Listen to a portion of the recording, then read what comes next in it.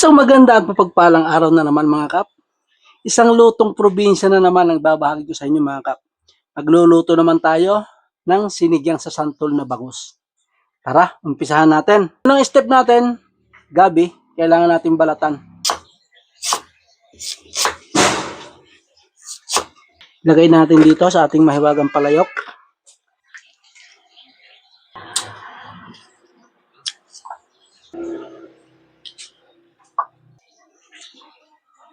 Pag natanggal mo na yung buto, kakayunin mo yan, yung malambot na yan. Tatanggalin mo muna yan kasi matamis yan. Hindi yan maasim. Kakayunin mo lang muna yan.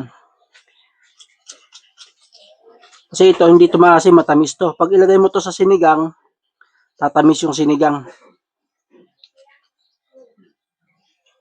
Ayun, pag natanggal na natin yung malambot, saka na natin start na kakayudin. Gamit ka lang ng ganito. Pang kahit ng buko. Kung wala naman, kahit kutsara, pwede rin.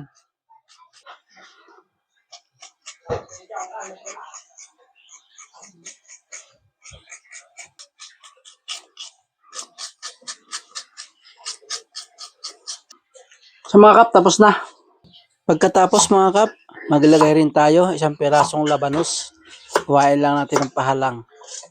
Ayan. Tapos ito naman ating sitaw. Lagay din tayo ng sitaw, konti lang. Kasi maraming gulay. Para kumpleto naman yung ating sinigang. Diba? Tatlong talong na puti. Tapos tatlong talong na inaraw-araw ang tawag namin dyan. Iwain natin. Babad natin sa tubig na may asin para hindi mangitim mga kap. Diba? Tapos, bigyan natin ng prasong kangkong. Maglagay din tayo ng konting kangkong. Para kumpletong-kumpleto yung ating sinigang sa santol na bangus. Pagkatapos, luto na yung gabi, ilagay na natin 4 na hiwa ng bangus. Pagkulo, ilagay naman natin yung labanos. Tapos, isunod na rin natin yung sitaw. Pagsabay na natin. Kasi medyo matagal naman maluto yan.